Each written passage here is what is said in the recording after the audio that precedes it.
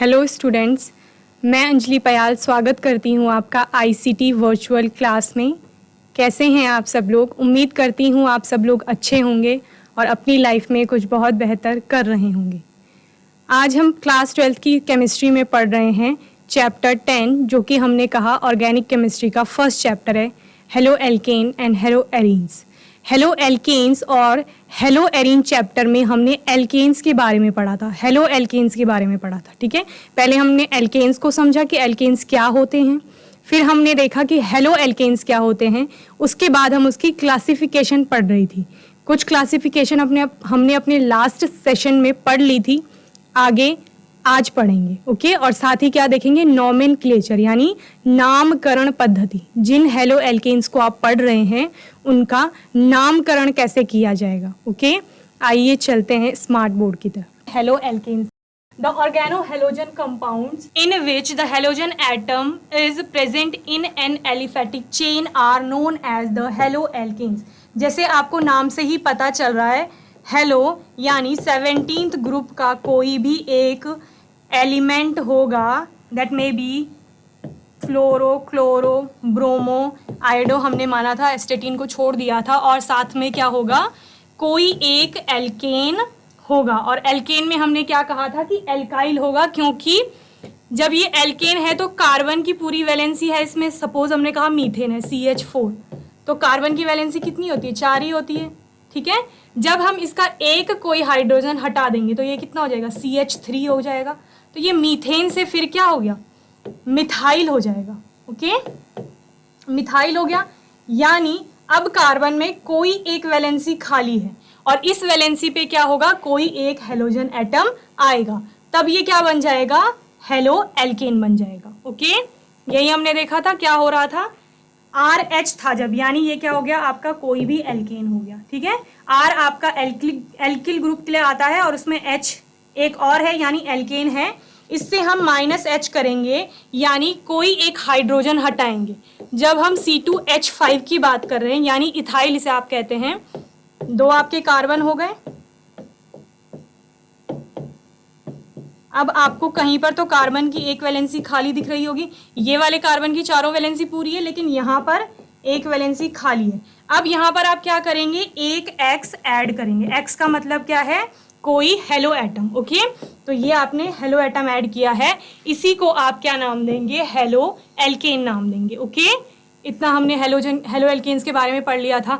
फिर हमने क्लासिफिकेशन देखा था, हमने कहा कि हम हेलो एल्केन्स को क्या करेंगे, क्लासिफाई करेंगे, वर्गीकृत करेंगे 2 तरह से, on the basis of number of halogen atom, यानी हेलोजन एटम के जितनी संख्याएं हैं उसमें, उसके आधार पर, और दूसरा हाइब्रिडाइजेशन। हाइब्रिडाइजेशन आपने 11th क्लास में पढ़ा है, और हाइब्रिडाइजेशन कहाँ पर, जहां पर हेलोजन एटम जुड़ रहा है, किससे, कार्बन से। यानी आप डायरेक्टली क्या कहेंगे, जो कार्बन है, अल्फा कार्बन हमने इससे माना है जिससे X जुड़ा हुआ है। ओके, इस अल्फा कार्बन की हाइब्रिडाइजेशन स्टेट देखेंगे और उसके बेसिस पर आप बताएंगे कि ये कौन सा हेलो एल्केन है। तो 2 तरह से क्लासिफाई किया, एक जहां पर आप हेलोजन एटम की संख्या देखेंगे, और दूसरा जहां पर आप जो कार्बन है हेलोजन एटम से अटैच्ड उसकी हाइब्रिडाइजेशन स्टेट देखेंगे। ओके, आगे हमने क्या देखा था, on the basis of number of halogen atom. Okay,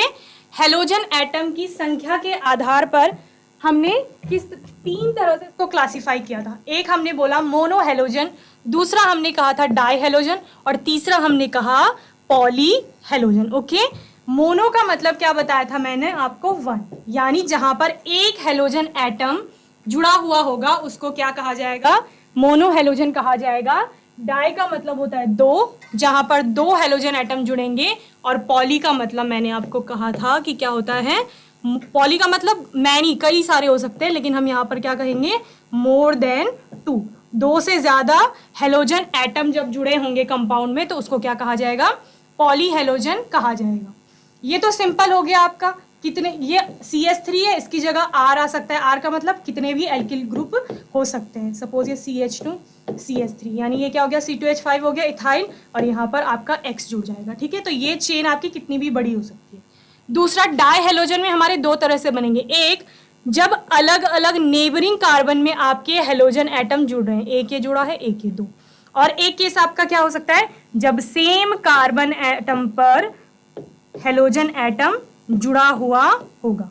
ये सेम कार्बन है, इस पर आपके दोनों हेलोजन एटम, एक ये हो गया, एक ये हो गया, ठीक है, जुड़े हुए हैं, तो इसको क्या कहा जाएगा। तो जब नेबरिंग पे जुड़े होंगे तब आप इसको विसिनल डाइहेलाइड कहेंगे। ओके, विसिनल का मतलब होता है neighbouring. Okay, vicinal dihalide, di means दो, हेलाइड मीन्स हेलोजन।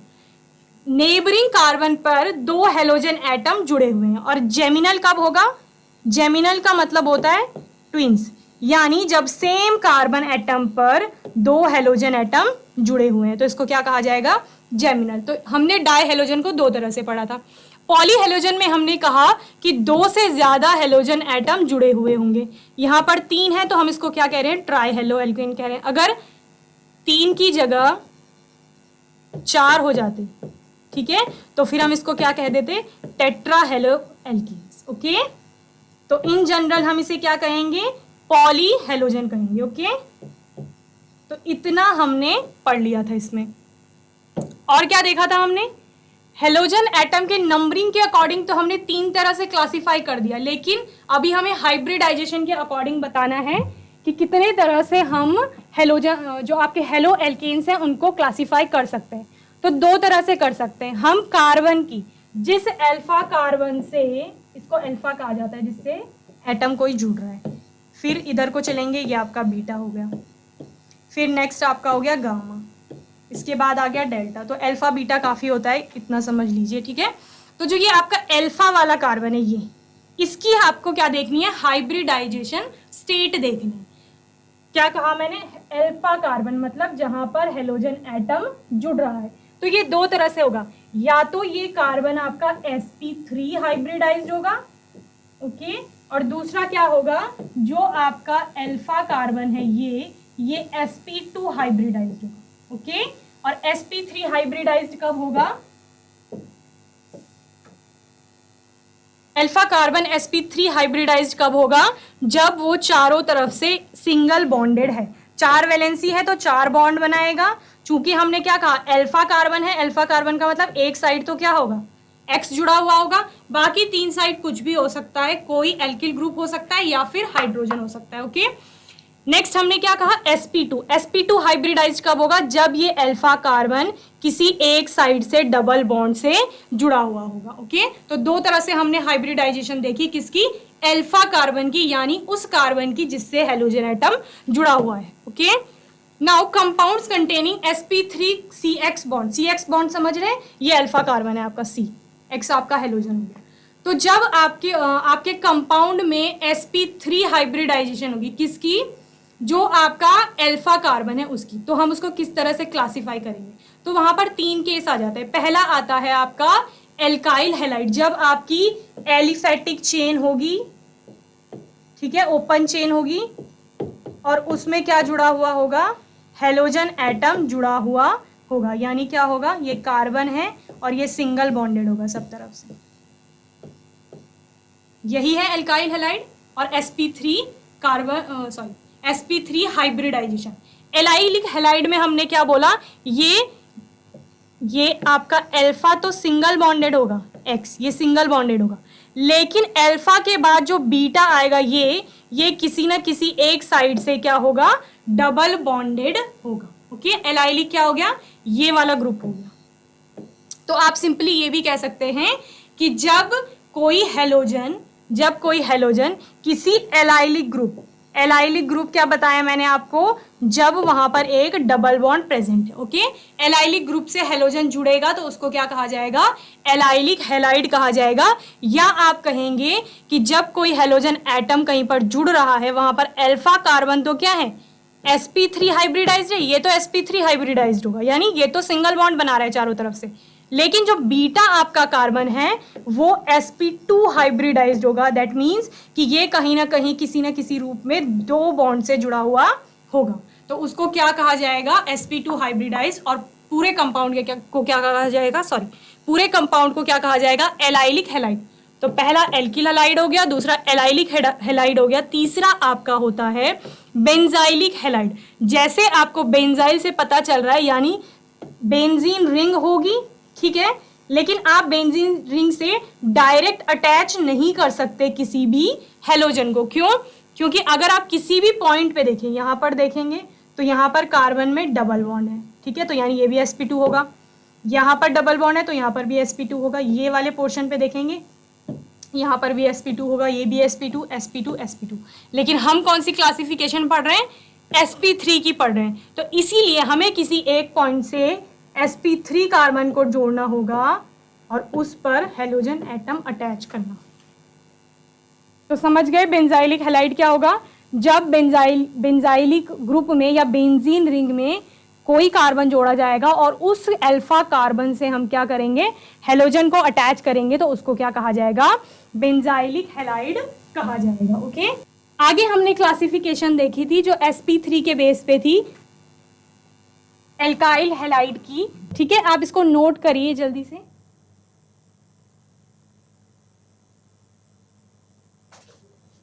तो हमने कॉमन सिस्टम के बारे में पढ़ा कि कॉमन सिस्टम क्या होता है। मैंने आपको बताया इन कॉमन और trivial system the mono halogen derivative of alkanes are named alkyl halide. मैंने क्या बोला कि पहले आप एल्काइल ग्रुप का नाम बताएंगे, फिर आप किसका बताएंगे? हैलाइड का बताएंगे। तो एल्काइल आपका क्या हो सकता है? Methyl, ethyl, propyl, butyl, pentyl, hexyl, heptyl, कुछ भी हो सकता है, ठीक है।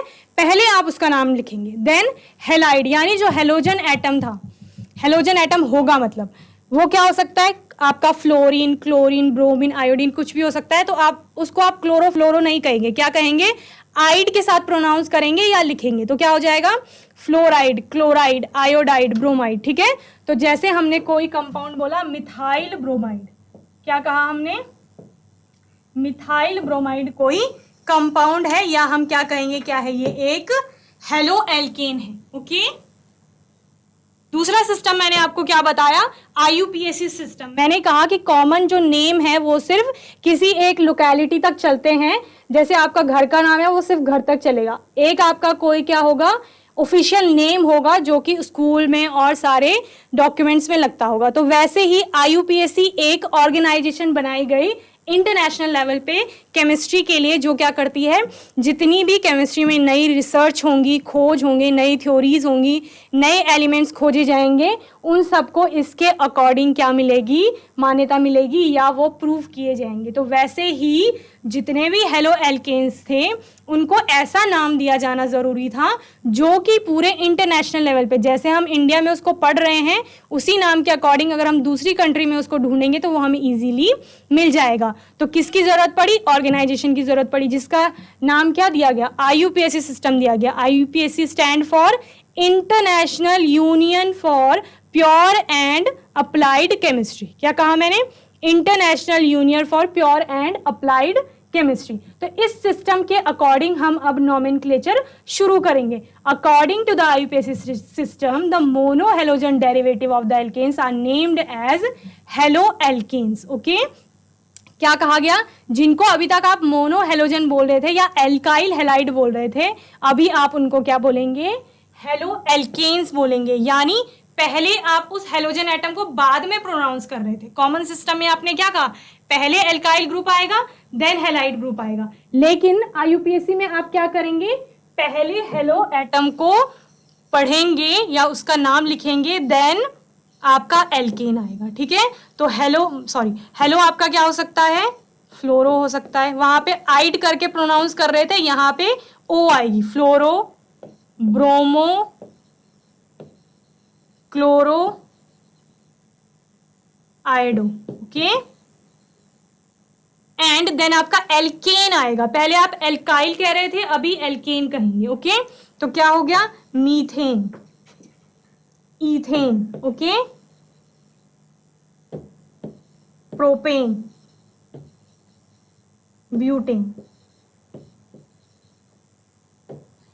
तो कितनी चीज समझ में आ गई इससे कि पहले आप प्रीफिक्स में, प्रीफिक्स यानी पहले हेलो लिखेंगे, हेलो यानी जो भी आपका वहां पर क्या हेलोजन एटम अटैच्ड होगा कंपाउंड में, then added to the name of the alkane. उसके बाद आप क्या लिखेंगे?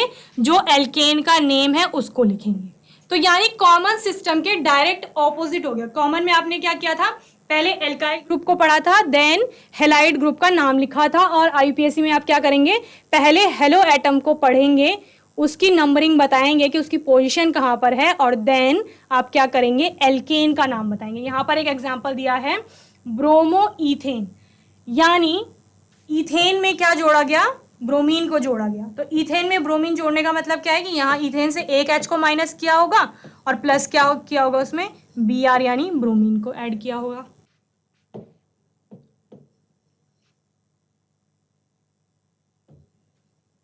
इसका स्ट्रक्चर देख लेते हैं कैसा रहा होगा, कैसे रिएक्शन हुई होगी। तो मैंने क्या कहा, यहाँ पे Br था प्लस ये क्या रहा होगा, C2H6 रहा होगा, यानी 2 आपके कार्बन 3 हाइड्रोजन एटम से अटैच रहे होंगे, ये आपका ईथेन हो गया। ठीक है, हमने क्या कहा था, हेलो एल्केन बनाने के लिए किसी एक हाइड्रोजन को हटाना पड़ेगा, यही लिखा हमने, -H करना पड़ेगा।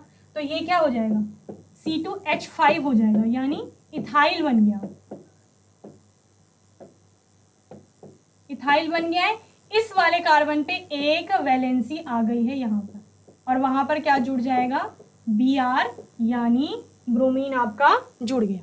तो कॉमन सिस्टम के अकॉर्डिंग, जो हमने कॉमन सिस्टम पढ़ा उसके अकॉर्डिंग इसका नाम क्या होना चाहिए, पहले हम एल्काइल ग्रुप का नाम देखते हैं। ये एल्काइल ग्रुप हो गया, तो कितने, 2 कार्बन है, 2 कार्बन यानी इथ, और हाइड्रोजन 5 है, तो आपका क्या हो गया, इथाइल। ये इथाइल हो गया। देन हमने बोला इसके बाद क्या आएगा, आपका हेलाइड ग्रुप आएगा। हेलाइड मीन्स जो आपका हेलोजन है उसमें आइड ऐड कर देंगे आप, तो क्या हो जाएगा, ब्रोमाइड। इथाइल ब्रोमाइड इसका कॉमन नेम हो गया, CN करके मैं से लिख रही हूं कॉमन नेम। ओके, ये तो कॉमन नेम हो गया। लेकिन जब हमें क्या करना है, हमें इसका आईयूपीएसी नेम पढ़ना है जब, तो तब क्या करेंगे आप, पहले आईयूपीएसी नेम कैसे, आपने 10th क्लास में भी आईयूपीएसी क्या होगा कि सबसे पहले हम लॉन्ग चेन देखते हैं कार्बन की, जो सबसे लंबी चेन होगी वो हमारी आती है, वहां पर हम कार्बन काउंट करते हैं कि कितने कार्बन है। फिर हम देखते हैं कि ब्रांच में कौन सा अलग से कोई एटम या कोई ग्रुप ऐड है। ठीक है, तो वही हम करेंगे। कार्बन की कौन सी चेन है, एक ही है क्योंकि 2 ही कार्बन दिख रहे हैं, ये वाली। ठीक है, अब नंबरिंग कहाँ से स्टार्ट करेंगे, जहां से कोई ग्रुप ऐड है। तो कौन सा ग्रुप, हेलोजन ग्रुप ऐड है, यहाँ से आप नंबरिंग सिर्फ कार्बन की होगी। ठीक है, ये याद रखना, ये ऐसे नहीं कि ब्रोमीन को आपने नंबरिंग कर दी। नंबरिंग हमेशा किसकी होगी, कार्बन चेन में कार्बन की होगी। तो आपने नंबरिंग कहाँ से स्टार्ट करनी है, यहाँ से। 1 ये हो गया, ये 2 हो गया। अब क्या करेंगे, आप बताएंगे कि कौन सा ग्रुप कहाँ पर अटैच है, वो किसके अकॉर्डिंग, नंबरिंग के अकॉर्डिंग। यानी अगर 1 पे ऐड है तो पहले आप 1 का बताएंगे कि वहां पर कौन सा ग्रुप है, 2 का है तो आप 2 का बताएंगे, 3 का है तो आप 3 का बताएंगे। तो यहाँ पर सिर्फ 1 के पास क्या है, ब्रोमीन ऐड है, 1 ब्रोमो। और लिखने में ऐसा होता है कि सबसे पहले आपका कैपिटल लेटर आएगा, यानी B कैपिटल होगा, उसके बाद सारे क्या हो जाएंगे, स्मॉल हो जाएंगे। ओके, 1 ब्रोमो, और ये आपका क्या हो गया, ईथेन। तो ये कैसा नामकरण हो गया, आईयूपीएसी सिस्टम के अकॉर्डिंग।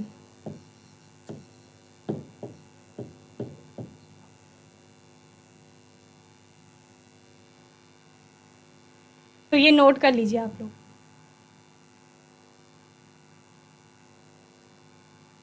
तो बच्चों, आज हमने हेलो एल्केन्स में उसकी क्लासिफिकेशन कंप्लीट की, साथ ही हमने क्या किया, नामकरण यानी नॉमेनक्लेचर स्टार्ट किया है, जिसमें कि हमने कॉमन सिस्टम को समझा और आईयूपीएसी सिस्टम को समझा कि दोनों होते क्या हैं, और एक छोटा एग्जाम्पल लिया इथाइल ब्रोमाइड का, या जिसको आपने आईयूपीएसी में 1 ब्रोमो इथेन नाम दिया है। ठीक है, होपफुली आपको अच्छे से इतना सेशन समझ में आया होगा।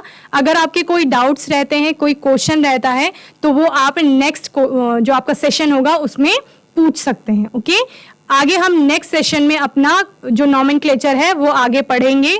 तब तक के लिए आईसीटी वर्चुअल क्लास से जुड़ने के लिए धन्यवाद।